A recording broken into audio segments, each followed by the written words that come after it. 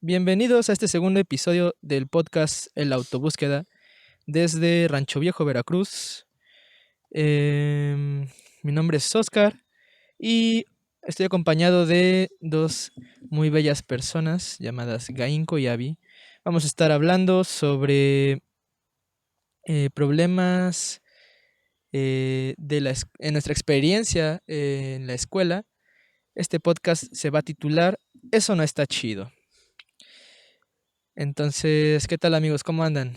Muy bien, muy Súper bien. contenta de estar acá otra vez y de tener tan chido clima hoy también. Sí, muy rico. Sí. 28 grados. Disfrutando de una tardecita en el En bosque. el bosque, sí. Sí, muy rico. Muy rico. Bueno, pues me gustaría comenzar el tema eh, preguntándole a Abby, que fue coordinadora escolar, ¿cómo fue su experiencia cuando ella estuvo, pues, ¿cómo se dice? Desempeñándome. Desempeñándose en esta actividad, en este cargo dentro de la escuela?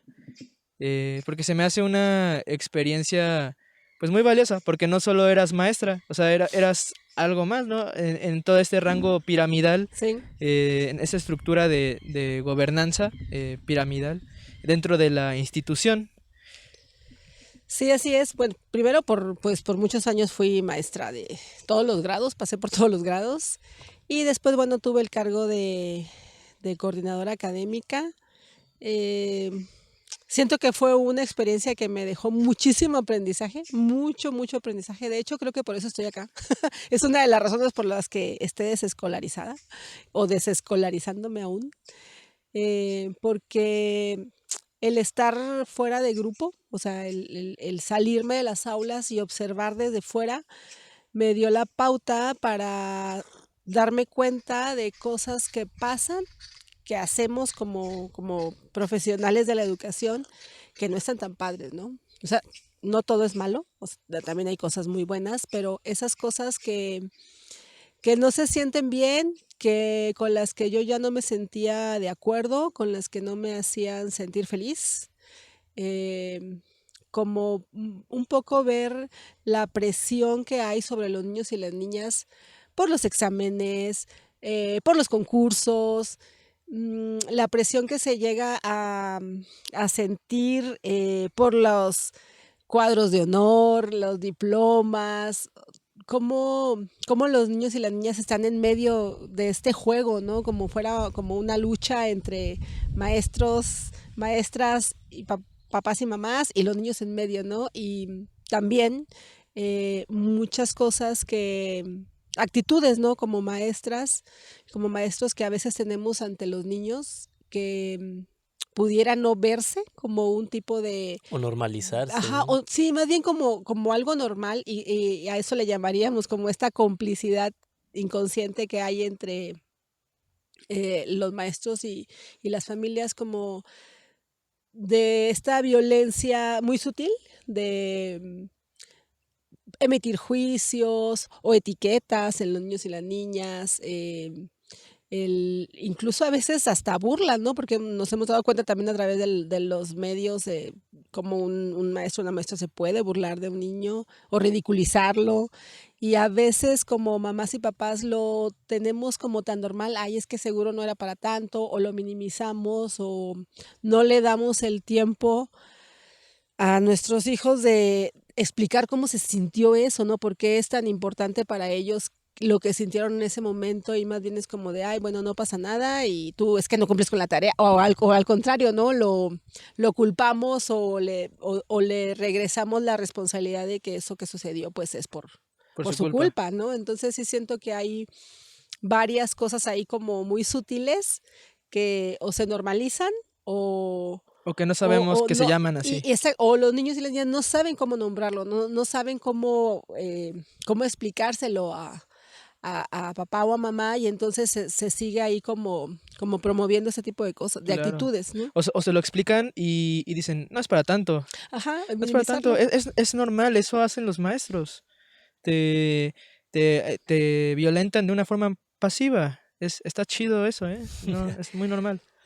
Yo creo que la cultura que se vive en esos, como en esos ambientes escolares también se ha normalizado así porque en su construcción solo te permite ver, eh, o sea, es una visión como muy restringida, ¿no? Muy limitada. Es una visión dentro de un diseño muy cuadrado que no te permite ampliar los horizontes. Entonces, bajo los estándares de esa mirada tan cerrada, cuando tú ves que una persona em, no tiene intereses en pues lo que los maestros tienen como responsabilidad enseñar y esos niños o esas niñas tienen eh, expectativas puestas en ellos de que por su edad deberían de aprender a hacerlo en un tiempo específico, con una habilidad específica, que cuando las personas, los niños, las niñas que no encajan ahí, son a los primeros que esa visión limitada no te permite ver que sus inteligencias pueden estar enfocadas en otras cosas y que en vez de poder apreciar esas otras cosas para lo que pudieran ser excelentes, para lo que pudieran ser súper habilidosos, pues no se ven, están limitadas. Y entonces ahí es donde caen todos estos juicios y etiquetas, ¿no? Y el niño se siente culpable. Y desde ahí venimos arrastrando emocionalmente una sensación de no merecimiento, de culpa, de no soy lo suficientemente bueno, no soy suficientemente capaz, y pensamos que al no ser bueno en la escuela somos tontos. Y crecemos con ideas de que somos tontos o de que no, pues es que yo no puedo tener ciertas cosas o no puedo lograr ciertas cosas porque en la escuela no fui bueno en la escuela, porque en la escuela no era de los más burros, ¿no? Cuando ya nos venimos trayendo una etiqueta que nos hace definirnos en Claro. nuestras vidas adultas como alguien incapaz de poder lograr cosas maravillosas y espectaculares y ser súper hábiles y súper buenos en algo, porque crecimos desde esos ámbitos, ¿no? Donde nos marcaron dentro de un estándar donde este es bueno, este no sirve, este sí sirve, este no sirve, como en una O empresa, ¿no? Como en una o industria. estos alumnos son los buenos y estos son los del montón. Exacto, Lo exacto, clásico exacto, que dicen los exacto. profes cuando están solos, ¿no? Claro. Y la realidad es que eh, así es el diseño. O sea, está diseñado para que así sea. Y tiene tantas generaciones que obviamente no lo percibimos porque generaciones antes que nosotros ya lo hacían. Entonces, para nosotros es normal que eso suceda y así es como esto se invisibiliza y se normaliza. No, y si nos vamos más atrás, o sea, afortunadamente ahora hay muchas formas en donde se evidencian estas situaciones, ¿no? Creo que la tecnología nos da acceso a ello, pero si tú te pones a pensar, bueno, nosotros somos mucho más grandes que Oscar, o sea, en nuestras etapas de estudiantes, de niños de primaria, pues había reglazos, o sea, ahí había hasta violencia física, ¿no? O sea, Sí, todavía a hace mí a algunos mí años, yo todavía me recuerdo. tocó en tercero de primaria que tenía una profesora que era una monja, la pusieron, a darnos clase porque creo que la profa se había lastimado, no sé qué. Y me acuerdo muy bien que no me acuerdo qué estaba haciendo un compañero, pero agarró su regla y le dio así no me acuerdo si fue en el brazo o fue en la cara, en la cabeza, pero tengo muy claro ese recuerdo, ¿no? De que le pegó y eso no está nada chido, o sea, eran morros de tercero de primaria, ¿cuántos años pueden tener? Pues como Como 9, 11, en como tercero de 10. no, primaria, 9. como 8 o 9, 9. 9 Órale, años. sí, sí, sí, súper chavito. Sí, y bueno, o sea, afortunadamente eso ha disminuido. Creo que, o sea, a mí todavía con Ceci me pasó hace algunos años, ¿no? Que en la primaria, no hace cuántos que pasó por ahí, no tantos, pero cuando nosotros estábamos más, pues cuando éramos niños, pues sí había el reglazo, o el que te aventaban el borrador, o el que te pegaban con una vara. O sea, yo me pongo a pensar en cómo nos quejamos de la violencia que hay, pero nosotros mismos hemos permitido con estas situaciones que los patrones de violencia se sigan perpetuando, ¿no? Y de una forma normalizada de decir, es que te lo buscaste, es que tú no estás atento a la clase, es que tú no haces lo que el maestro te dice, te lo mereces, ¿no? Y romantizamos La esa violencia. violencia, ¿no? Y aún hay personas, yo luego leo los comentarios en internet cuando alguien dice, es que este sí era un muy buen maestro porque tenía a sus alumnos así en raya y todos se portaban muy bien y si no le hacían caso, les daba con la regla y todos, sí, esos eran unos buenos maestros, que se eduquen los chamacos. Y yo Es que como, esta generación de cristal sí, no aguanta nada, ya no ¿no? aguantan nada. Sí. Exacto, y la verdad es que me impresiona cómo podemos quejarnos tanto de la violencia, pero a la vez seguimos perpetuando esos patrones, ¿eh? Sí, como ahora que se hace evidente que hay una super inequidad estructural a nivel de sociedad y luego decimos, ay, es que qué injusticia, es que no puede ser esta inequidad que existe.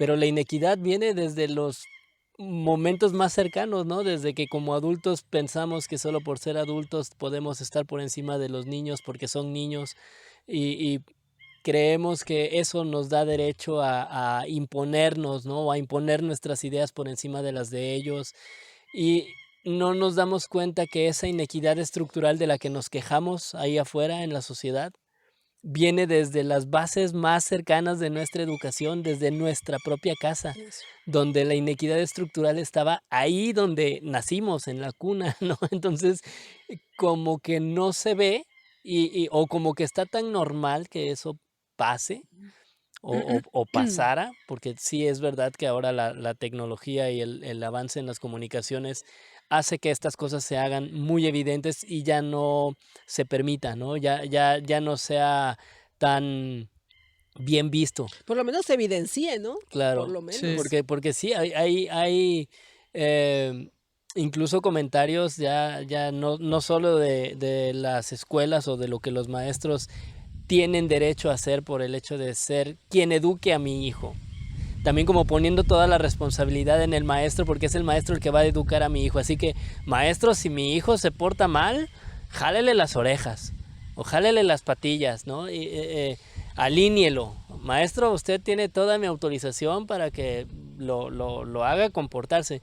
Y no nos estamos dando cuenta que lo que estamos promoviendo es que se siga manteniendo un, eh, una cultura de violencia y que fomenta la obediencia en vez del pensamiento crítico y de una relación equitativa y saludable, donde se busque cómo apoyarnos en crecer como personas, en crecer y desarrollarnos como seres humanos, y entonces promovemos más esta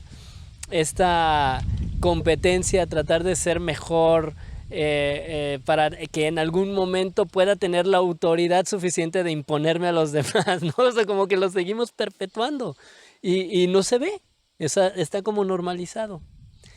Yo creo que hace falta todavía tomar mucha conciencia de eso. O sea, siento que hay pues, estamos como muy desconectados, como muy eh, como seres humanos, ¿no? Y muy desconectados de nosotras mismas. Entonces, cuando tú estás ejerciendo esta profesión, que para mí es más allá que solo enseñar, ¿no? Porque estás trabajando con personas, con seres humanos, que de alguna forma vas a moldearlos también en su personalidad porque te están viendo a ti como un referente. Claro. Entonces es muy impactante lo que tú hagas, digas, ¿no? Con los niños y las niñas. Y sí siento que hay una parte muy grande de profesionales de la educación conscientes de esto, pero hay otra parte que todavía no, todavía hay estas ideas adultocentristas de no, pues es que yo soy la autoridad, yo soy el que mando, yo soy el que digo en mi salón se hacen las cosas así o se van. O sea, como estas prácticas que se tienen que ir cambiando, pero ahí... Sobre todo yo soy el que sé lo que necesitas aprender. Yo soy el que sé lo que tienes que aprender en este momento. Exacto. No me importa lo que tú quieras, ni lo que te interese, ni para que puedas ser bueno. Pero también porque están subordinados Claro, a los porque hay una directivos y jerarquía, los ¿no? directivos a Sí, su vez al sí. sistema. Y hay que responder con resultados ante ante autoridades Están y presionados es los una, maestros, Sí, están agarrados. todos, todo es una cadena. No, no es fácil, o sea, yo a veces escucho así un montón de críticas y luego digo, ay, chale, yo también estuve del otro lado, ¿no? Y también sé que he de haber cometido un montón de errores que ahora digo, híjole, Sí. pido perdón por ello, ¿no? Porque no era consciente de eso. Afortunadamente yo desperté, pero hay muchas personas que no, ¿no? Que Claro, siguen ahí. sí, yo también pido perdón desde lo más profundo de mi ser, ¿no? Porque al estar también inmerso en esto, pues es la ley de haces o te hacen. Sí, ujú. Ujú. Y nunca nadie dice nada, o sea, porque es haces o te hacen y tienes que elegir un bando. ¿Qué prefieres? ¿Que Sí, te sí, violenten o El tú violentado. violentar? Ujú. sí, O tú violentar, sí. claro.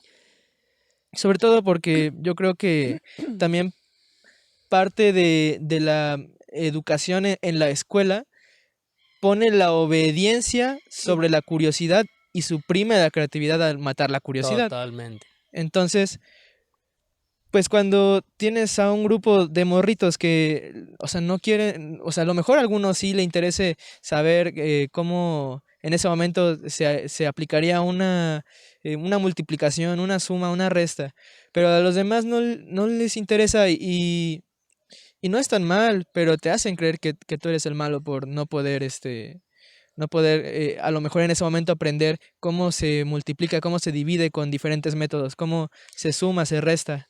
Sí, fíjate que, o sea, yo en mí, por ejemplo, ahora de adulta, me he dado cuenta de esas cosas que fueron matando en mí la creatividad, ¿no? Me cuesta mucho ser creativa, me cuesta mucho hacer las cosas de forma diferente, aunque no parezca, porque seguí, o sea, fui una niña que no se salió del cuadro, ¿me entiendes? Que lo que le Sí. decían que hiciera, eso hacía, ¿no? ¿Por qué? Porque no quería que me regañaran, porque no quería que me pegaran, porque no quería que le dieran quejas a mis padres.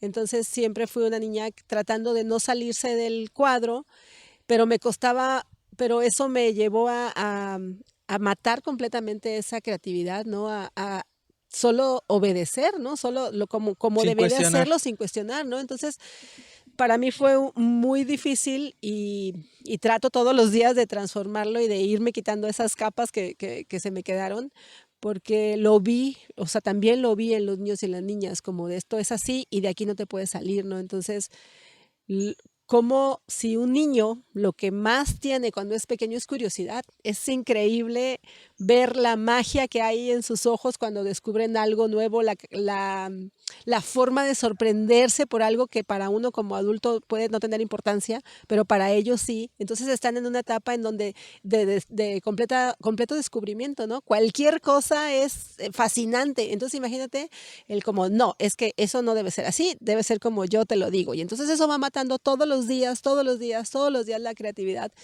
Y entonces cuando quieres que hagan algo diferente, pues, ¿cómo?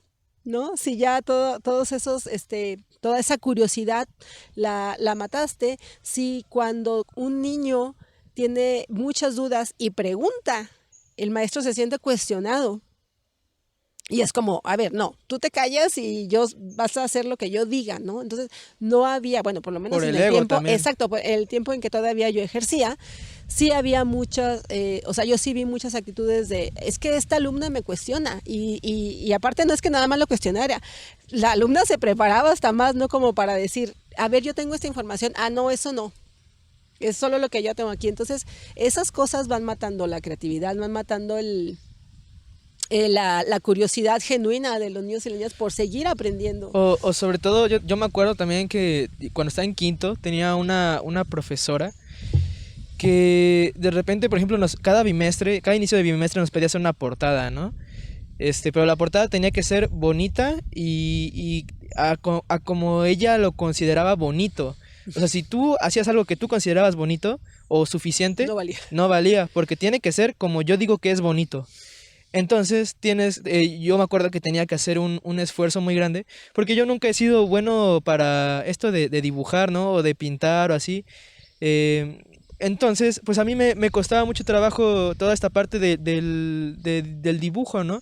Nunca podía llenar sus expectativas y yo me sentía pues muy mal. Y tenía yo como 11 o 10, no me acuerdo.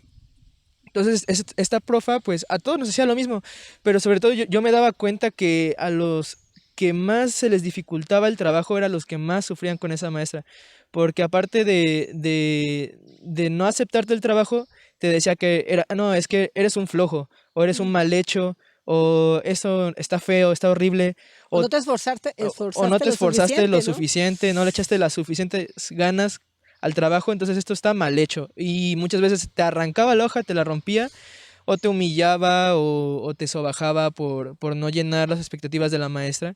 Y yo me quedé mucho con eso, ¿no? Porque siento que esa profa marcó mi vida, pero no de una forma positiva, sino más bien me marcó. Y yo creo que el hecho de que yo esté aquí hoy es a pesar de ese tipo de situaciones, ¿no? A pesar de la escuela y no de la maestra, o sea, porque yo siento que, bueno, mucha gente puede decir, no, estás ahí también gracias, debes agradecer que te pasó eso, pero yo no, yo prefiero no agradecer, sino más bien agradecerle a mi resiliencia y a la capacidad que tuve de poder adaptarme a ese tipo de circunstancias que no son fáciles, sobre todo para un niño, o sea, Ujú. un niño de 11 años, ¿cómo le vas a decir que es que es flojo, ¿no? O sea, o lo vas a insultar, no decirle que es flojo, porque no es tanto, de hecho, es es una violencia muy pasiva, o sea, Ajá, es una violencia pasiva, ¿no? Lo estás violentando al niño. invisible. Ujú. Y yo me acuerdo mucho de eso, ese tipo de cosas son el tipo de cosas que siguen perpetuando esto y sobre todo que los papás también no se dan cuenta, o sea, lo ven normal y es seguir aceptando que la violencia es algo bien, es algo normal y no debería de ser eso.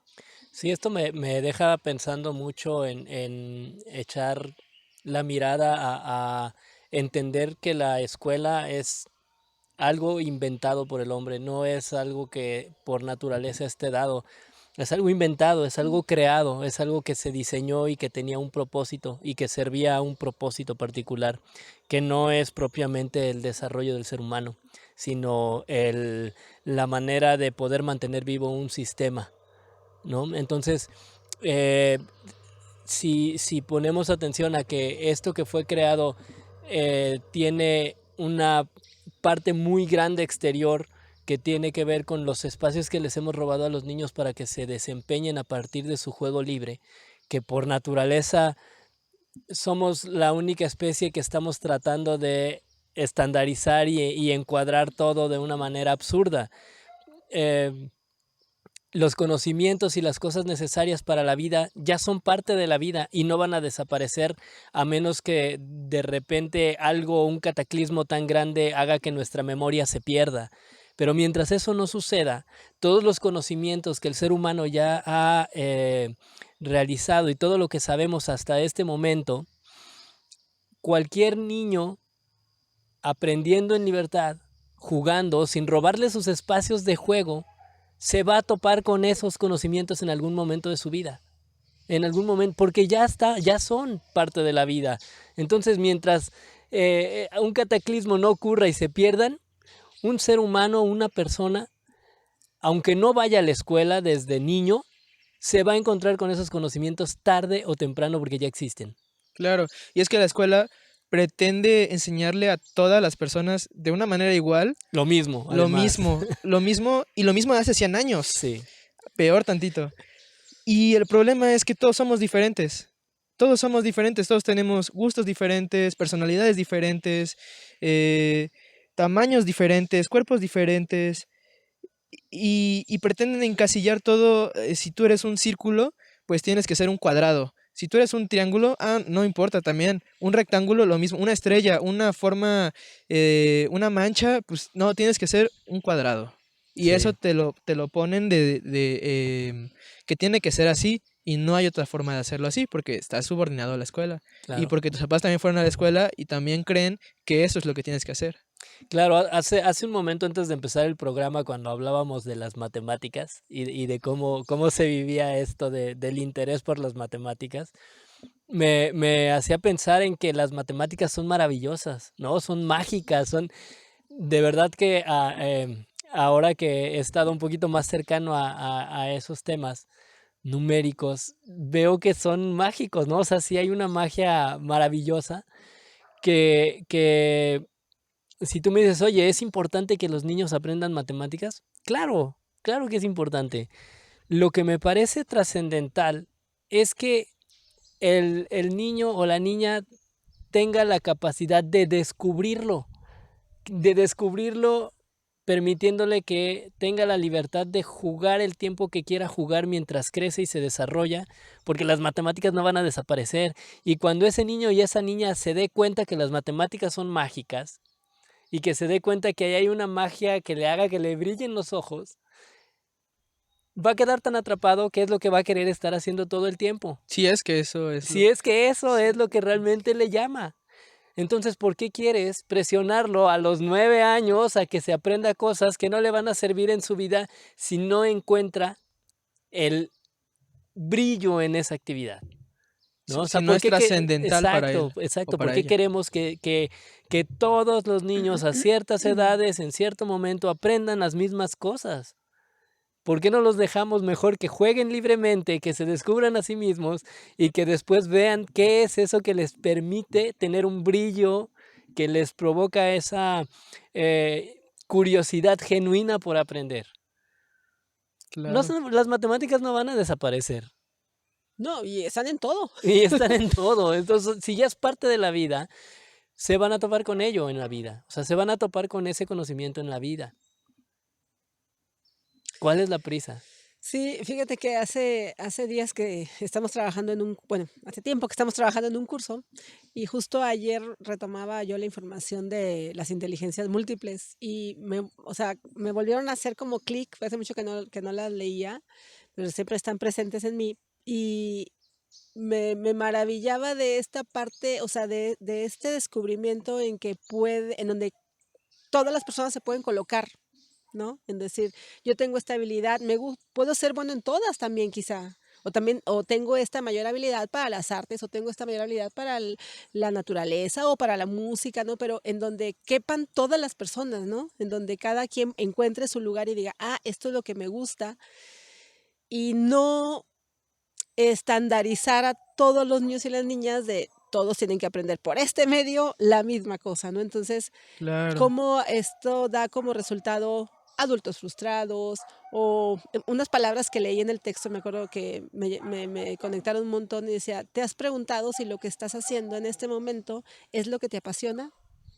¿O, O te has, solo vas por la o inercia. solo es porque estás teniendo un trabajo y no te queda de otra, ¿no? ¿O alguna Claro. vez tuviste la posibilidad de explorar entre todas estas cosas qué era con eso que resonabas y que te apasionaba?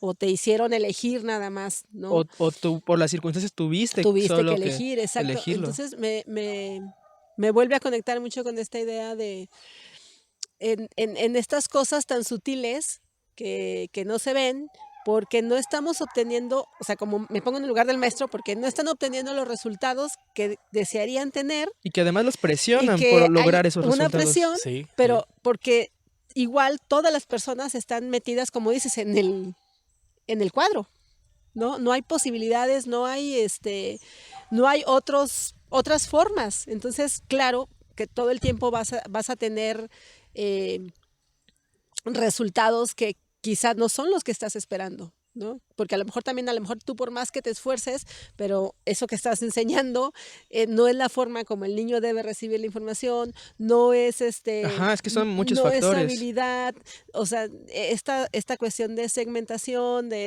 edades, entonces hay muchos factores exactos que impiden que ese proceso de aprendizaje se convierta en un aprendizaje significativo, ¿no? Entonces hay como Sí. un bucle ahí dando vueltas, ¿no? Y entonces hay la frustración del maestro que Y viene la presión de los tampoco papás. está preparado, lo que hablábamos en el podcast anterior, de que no tienen herramientas para gestionar las emociones, entonces la frustración te hace tener estas actitudes violentas porque hay algo que no estás consiguiendo, ¿no? Entonces es como si todo estuviera Amañado ya. ajá, mal, Sí, sí. básicamente. Sí, sí, es como un engranaje que en automático cuando los niños no hacen lo que tú esperas que hagan, tú te empiezas a frustrar y a enojar porque también tienes una presión porque tienes que entregar resultados Ujú, y porque esos resultados están supervisados por jerarquías más ujú. altas a la tuya y entonces tú prefieres regañar y someter a esos niños para lograr que tengan los resultados que tú necesitas presentar para que puedas como cumplir con tu trabajo y es una cadena bien larga, Sí. ¿no? Entonces, porque también está la presión de los papás, porque si Ujú. mi hijo no está aprendiendo, entonces, maestra, ¿qué está pasando?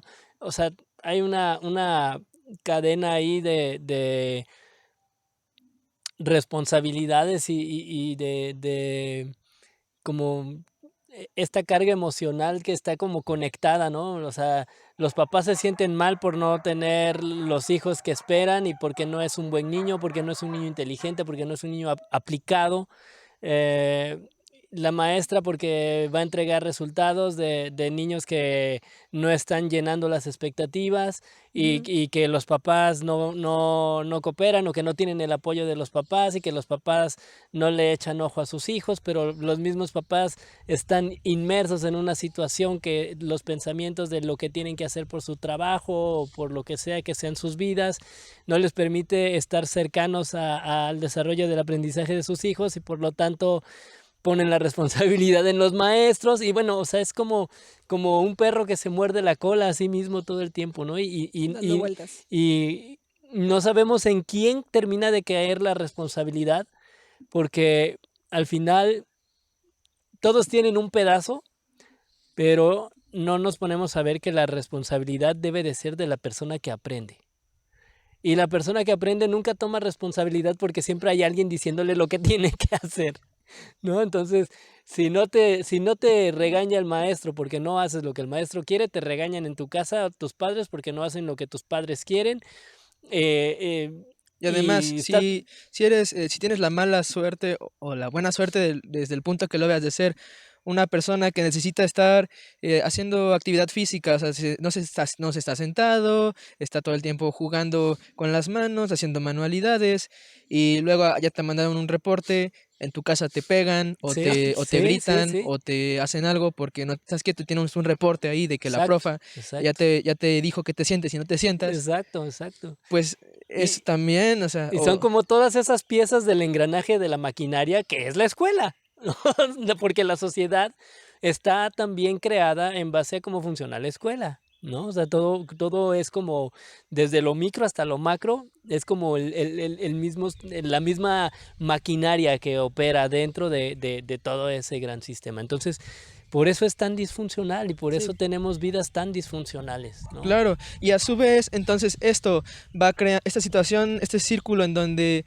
el profe te manda un reporte porque eres un niño inquieto que no hace tareas o no se está quieto, y en tu casa llegas y no sé, tu papá se enoja contigo, tu mamá se enoja contigo, en algunos casos ya te pegaron, ya te dieron un chanclazo, un cinturonazo, Sí, sí, entonces esto a la vez va creando que el niño a la larga vaya creando una relación entre, una relación dañada, un sí. vínculo dañado entre Ujú. sus papás y él, porque ya le Y pegaron. consigo mismo, Y porque a veces la culpa, porque hay muchas familias que la violencia puede que no sea física, puede que no lleguen a los golpes, pero ¿cuántas veces hemos escuchado cosas como yo me la paso trabajando todo el día para que tú puedas ir a la escuela?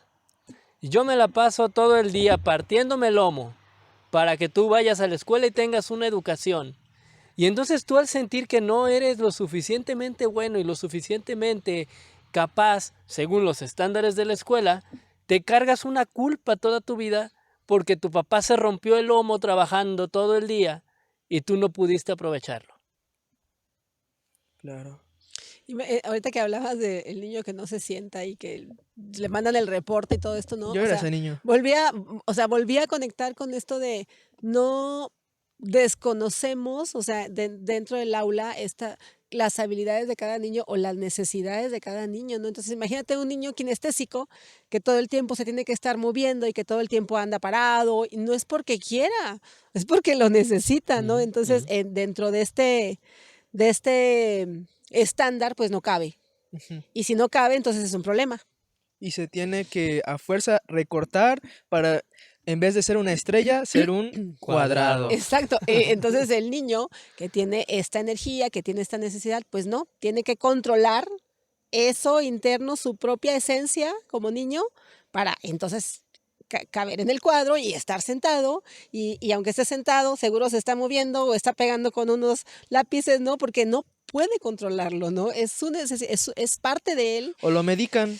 O Exacto. exacto. De dónde provienen después todos estos síndromes que de repente empezaron a diagnosticarse con un montón de nombres, con un montón de títulos, TDAH y todos los que ya sabemos y conocemos? O sea, son nuevos. El ser humano no ha evolucionado, no ha cambiado, o sí, tan rápido que ahora de repente existen todos estos síndromes. O estos síndromes vienen a partir de un sistema educativo que ese es el disfuncional, donde toda la diversidad de personas entonces ya no cabe. Y como ya no caben ahí, entonces le ponemos nombre de un síndrome. Está mal algo en ti. Sí. No en el sistema, no en la escuela, en ti. Sí, ahorita que mencionabas esto de los diagnósticos, eso precisamente eso fue una de las cosas que a mí me hizo dar, o sea, como me hizo el foco rojo, que me puso la bandera roja, porque recuerdo haber tenido muchos, muchos casos Y aparte se iban exponenciando, de, ¿no? Cada ajá, año había más, cada año había más. muchos, muchos casos de niños y niñas que, es que este niño tiene problemas. Ok, lo mandaron al psicólogo. Bueno, ¿qué tiene? No, es que tiene TDAH y otro, y otro, y otro. Y era una cosa que para mí fue como, a ver, no, esto no es normal. O sea, no todos los niños pueden tener este trastorno, ¿no? ¿Qué está pasando? Y entonces, como yo atendía los casos de niños que tenían algún problema, o sea, como que los canalizaban conmigo para saber con sus papás qué se estaba haciendo, entonces eran casos y casos y casos, y yo dije, no, esto no es normal, o sea, esto algo debemos estar haciendo mal para que estos niños no se puedan, no se adapten, ¿no? O sea, porque solamente tenían otras habilidades, porque tenían otras características, entonces ya eran un problema, ¿no?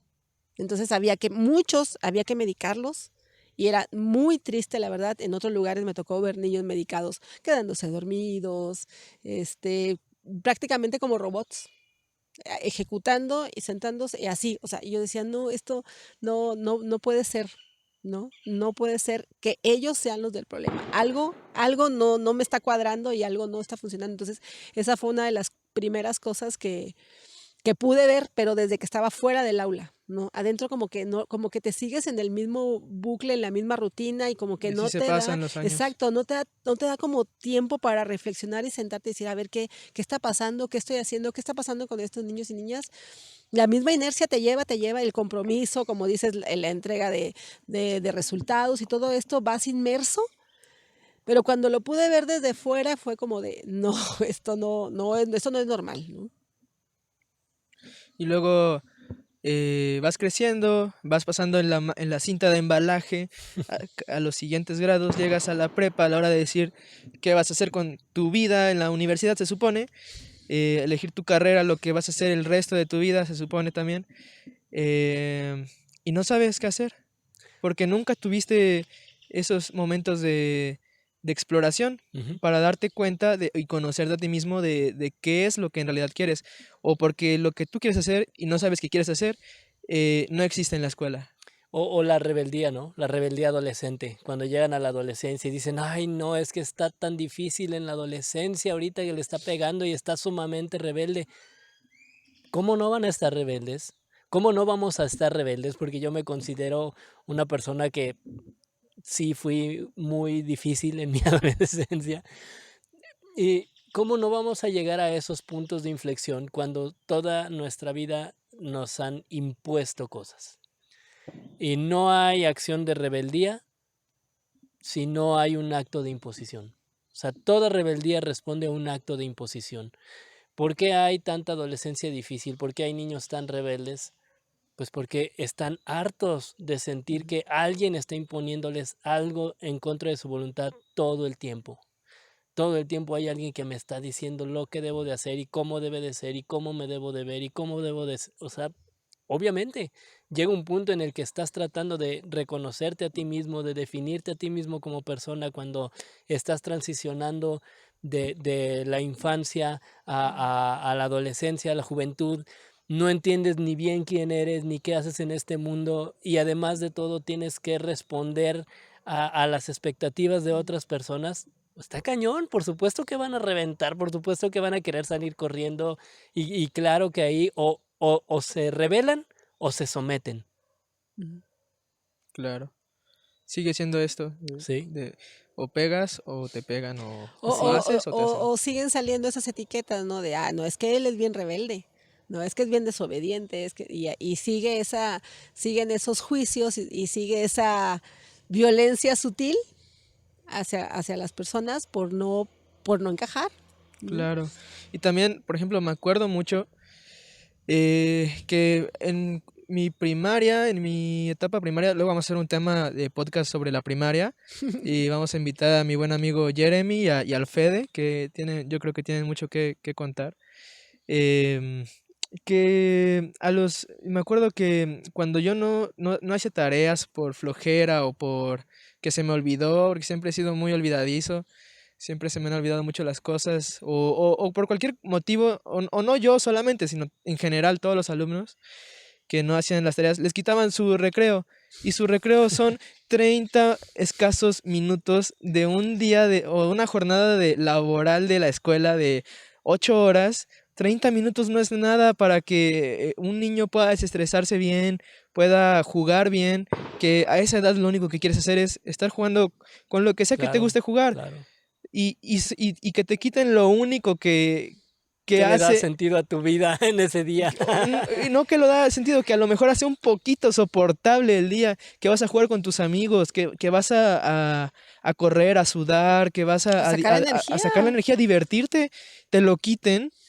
Y no solo un día, o sea, varios días consecutivos y que te pongan ese tipo de castigo, pues es algo muy feo. A mí se me hace algo muy feo. Y yo, ahorita que ya soy un adulto, me doy cuenta de todo eso que no está nada chido, que hace y que se sigue perpetuando. O sea, que no, que han pasado años y sigue siendo algo muy común, sigue sucediendo y sigue habiendo mucha gente que no se cuestiona nada de ese tipo de cosas.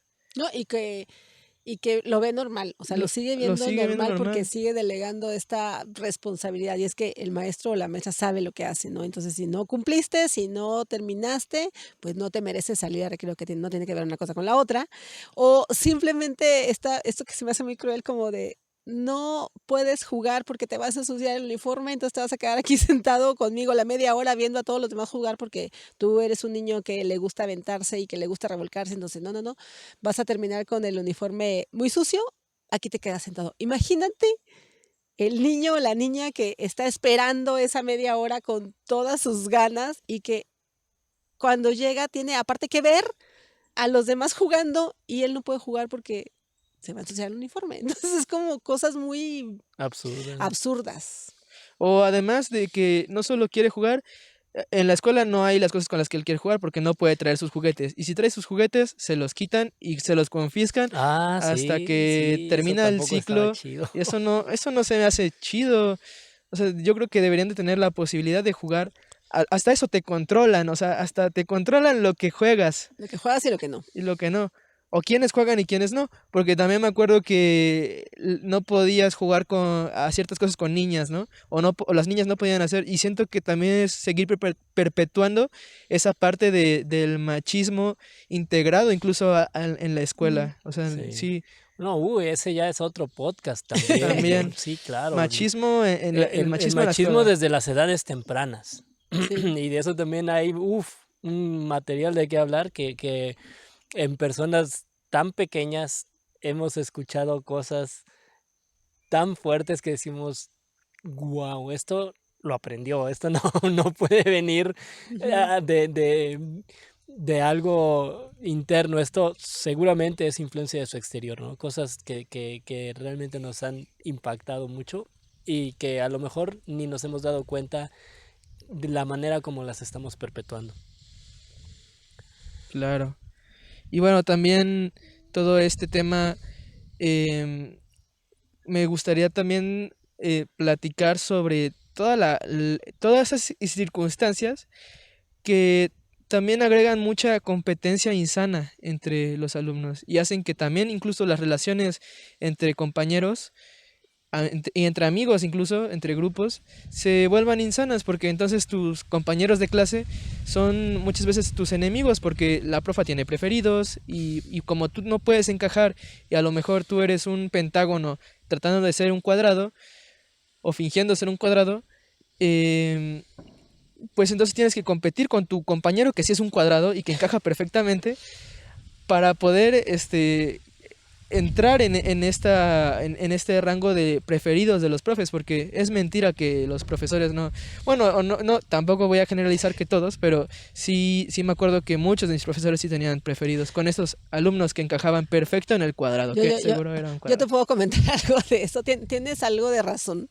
O sea, yo hablando desde mi experiencia en mis años de maestra en el sistema, sí recuerdo esta imagen ideal del niño o la niña, ¿no? Del niño que no se levanta de su lugar sin pedir permiso, que a nada te dice que no, que todo el tiempo está atento, que termina los trabajos a tiempo, que cumple con las tareas. Es más, que casi pasa desapercibido solo cuando tú le hablas o le pides, entonces el niño entonces interactúa, ¿no? Y era como de, ay, sí, es que ese niño, ay, no, qué bárbaro, es que ese es el alumno ideal. Y ciertamente sí empieza a generar una preferencia, pues claro, porque no batallas con él, ¿no? Ujú. Entonces te imaginas al niño que es kinestésico o al que Ay, el niño o problema. al que no quiere, simplemente esta cuestión de escribir no se le da porque no es Su fuerte. su forma, exacto, su fuerte. Entonces ya hay comparación, ¿no? Como decías, los buenos y los no tan buenos o los super alumnos y Los del todo montón. y el resto, ¿no? Entonces hay esta segregación, ahí está, pues esas etiquetas y sí llega a haber cierto favoritismo, o sea, muy sutil también. Y además es que a esos niños A veces no es normalmente... tan sutil. No, Pues no, sí.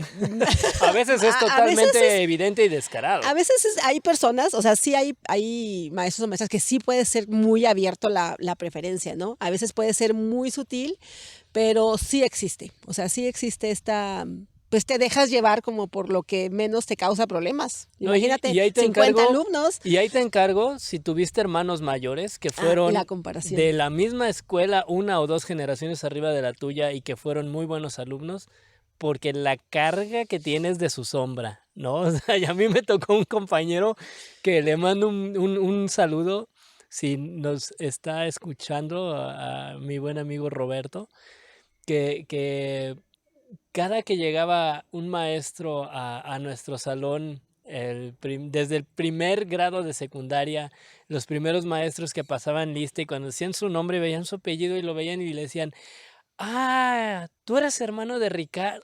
A partir de decir, tú eres hermano de fulano de tal, ya tenían un lugar privilegiado, ¿no? Así, ya, ten tu lugar privilegiado porque sé del linaje ¿Qué vienes? académico del que vienes.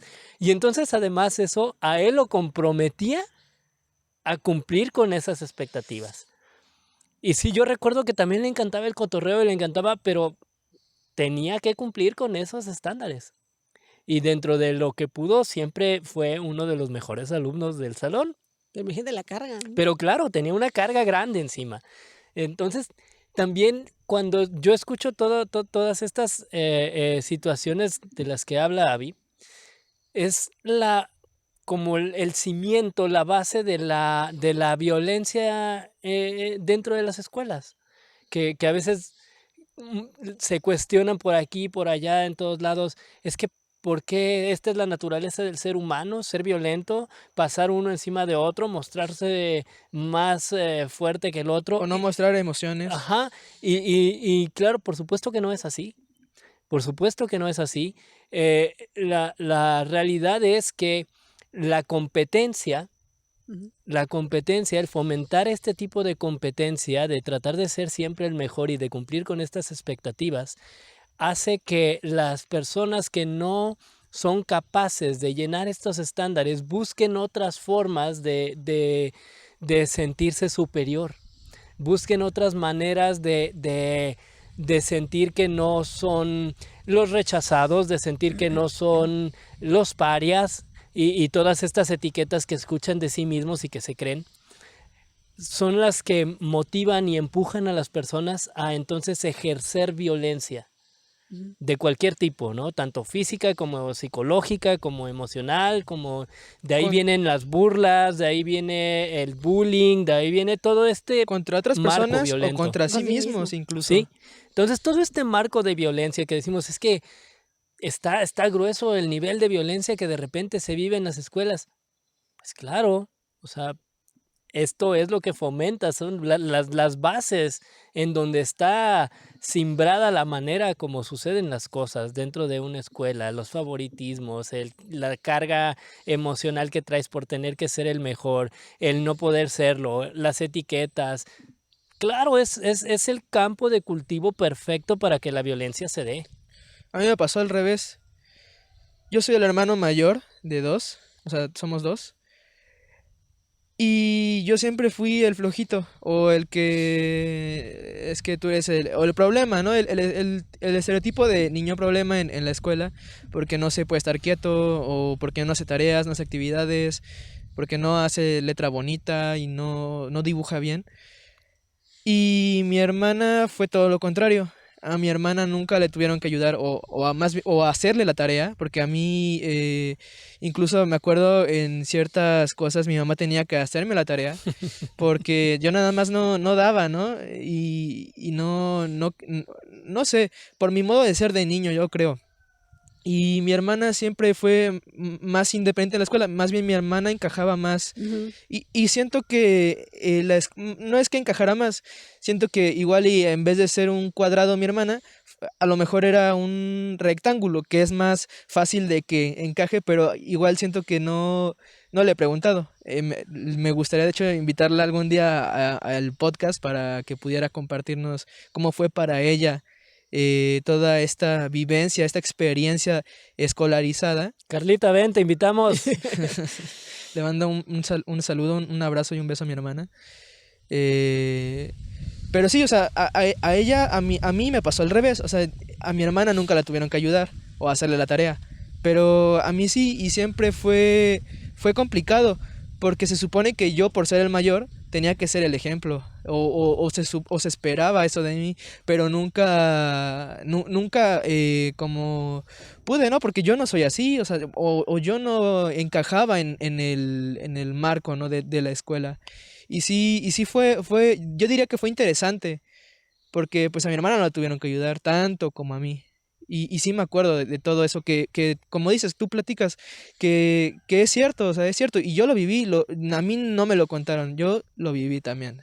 Y, y, Sí. y como muchas personas que seguramente escuchen el podcast, lo viven y se dan cuenta que existe eso, porque no es algo tangible, o sea, más bien no es algo espacial, pero es algo que se siente y que no puedes ver, pero sabes que está ahí y muchas veces, como dice mi buen amigo el Fede, no sabes ponerle palabras a eso, no sabes que eso se llama así, porque no conoces que eso se llama así, Ujú. solamente sabes y no sabes muchas veces explicarte qué es lo que sientes por eso mismo, de que no sabes Ujú, ponerle palabras. ujú. Sí, claro. Y cómo estas comparaciones también empiezan a generar esta rivalidad, ¿no? Incluso entre hermanos, porque es Sí. como esa carga que te están poniendo de, es que tu hermana o tu hermano era el mejor en la clase, es que o ella O, sacaba o por qué, 10, por qué ¿no? tu compañero sí puede y tú Entonces, no. no, no, como la experiencia que te contaba yo el otro día, ¿no? De esta maestra que nos ponía a competir todo el tiempo, todo el tiempo, todo el tiempo, y que yo Ah, sí siempre es estaba cierto. con la presión de querer estar en los primeros lugares. Y una vez me fui así a la cola, a los últimos lugares de la fila, y para mí era terrible, porque aparte, nada más era que te mandaran, o sea, estaba literalmente en la fila de los burros, ¿no? Y aparte de eso, era como de, llega el maestro que le había dado clases a mis hermanos y, ¿ya viste dónde está Abigail? No, ay, no, qué vergüenza, no, qué vergüenza para la familia. Y para mí era como si o sea, literal, no se dan cuenta que yo estaba ahí presente, o sea, como están hablando de un niño, de una persona, ¿no?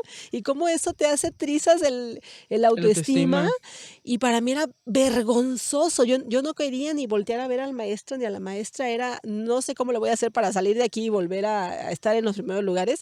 Y era una constante competencia todo el tiempo y estrés, porque yo no debía salir de las filas de los primeros lugares, ¿no? Entonces era muy, muy estresante, pero aparte de eso era pues aplaudido por las madres de familia, ¿no? Era como de, sí, es que esa es la mejor maestra porque esa es mano firme y porque esa les exige y porque esa es la mejor maestra, ¿no?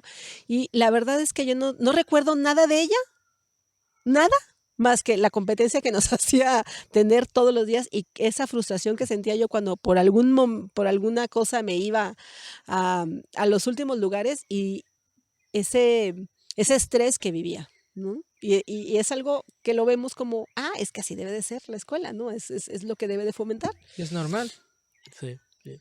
es normal. Las cosas que no son chidas que terminan normalizadas. Eso no está chido, Eso no está chido.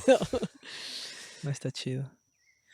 Bueno, em, la verdad es que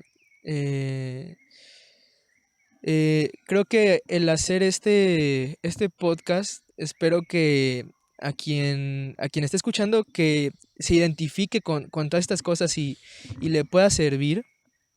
Yo creo que me sirve a mí como para poder hacer algo por esta situación que se vive actualmente todavía en las escuelas, que no se es consciente. Espero que esto le sirva a otras personas que no conozcan nada sobre otra alternativa a la escuela, como para yo también resarcir un poco de este daño que sé que hice, y también perdonar a los que me hicieron, a las que me hicieron en algún momento daño, porque empezar a visibilizar este tipo de cosas, yo creo que es contribuir a que poco a poco en algunas décadas, si bien nos va, o años, con mucha suerte, sea más común que un padre diga, yo no voy a meter a mi hijo a la escuela porque no le está funcionando.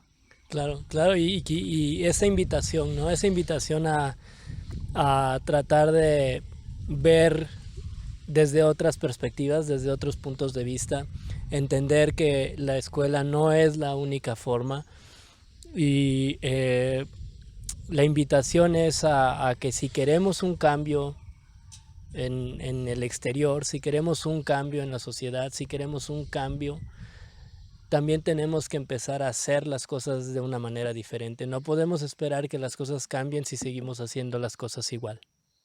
Y a no normalizarlas, ¿no? A no, que sepamos que el tiempo en la escuela, que los momentos que se pasan, no lo tenemos por qué sufrir. O sea, no es algo normal, no es algo a lo que deberíamos adaptarnos, Claro, ¿no? No debemos adaptarnos a eso. Entonces, si hay adolescentes, si hay Niños, niños, niñas, niñas. jóvenes de secundaria, si hay mamás, papás que escuchan esto, eh, ojalá estas experiencias, ojalá lo que hemos compartido acá les pueda abrir un panorama de lo que no está chido, ¿no? Y lo que no deberíamos tolerar. Porque ahora es como de, no, pues si dices algo allá, eres de cristal. No. Ahora los jóvenes están alzando la voz. Ahora los niños y las niñas dicen, oye, no, me estás gritando. Y para las adultas puede parecer una falta de respeto, no es una falta de respeto. Están intentando poner límites y hacer las cosas que nosotros dejamos que hicieran con nosotros, ¿no? Entonces, ojalá que estas experiencias les ayuden a poner nombre, a darles voz, si alguien ha pasado por alguna de estas situaciones. bueno, pues para concluir, me gustaría invitarlos a todos ustedes que escuchen este podcast, que nos sigan en nuestras redes sociales. Otra vez voy a repetir que estamos grabando este podcast antes de que todas las redes existan de este podcast, y de que siquiera exista el Patreon, pero estoy seguro que va a tener un Patreon si sienten esa intención de donar algo, de seguirnos en Patreon, de fomentar espacios como estos. Que se sientan inspirados. Inspirados, sobre todo, que se sientan inspirados, porque no es una obligación, y yo me siento muy gustoso de venir aquí a platicar con ustedes, amigos, sobre esos temas que me apasionan también. Pues bueno, yo los invitaría a que se suscriban al Patreon. Ahí vamos a tener cositas muy interesantes. Después incluso yo creo que vamos a compartir cursos, bueno, yo voy a compartir los cursos de Edgar y Abby o ese tipo de cosas. Que nos sigan en nuestras redes, suscríbanse al Patreon. Em, no tengo una frase no me acuerdo, una frase de poder que se me ocurre ahorita. No sé si ustedes quisieran decir algo. Yo tengo una. ¿Sí? Estaría Es una, chido. es una frase que me gusta mucho y precisamente hablando de las formas en cómo hacemos que el aprendizaje se dé, ¿no? En las aulas con todo esto que hemos comentado. Y es que el aprendizaje se da cuando alguien quiere aprender, no cuando alguien quiere enseñar. Entonces, el nombre del autor se los debo porque no me lo sé de memoria, solo me he grabado mucho la frase, pero es algo con lo que resuena un montón desde que hice mi transición de maestra a facilitadora. Entonces, bueno, ahí se las dejo. ¿La repites, por El favor? aprendizaje se da cuando alguien quiere aprender, no cuando alguien quiere enseñar. Wow, Muy buena frase. Llena de poder. llena de Llena poder. de poder. Y bueno, yo quisiera agregar también que vamos a estar después platicando un poquito sobre el origen de la escuela, porque esto es algo que viene desde hace años y que sigue siendo exactamente igual o muy parecido. Sobre cosas que a lo mejor si no han conocido un poco sobre ALC, vamos a estar practicando sobre ALC, sobre alternativas a la escuela para no solo estar como charlando sobre nuestra experiencia en la escuela, sino también proponer algo, empezar a proponer una nueva forma de ver el aprendizaje, porque yo creo que aprendizaje y no tiene nada que ver con ir a la escuela también. Claro.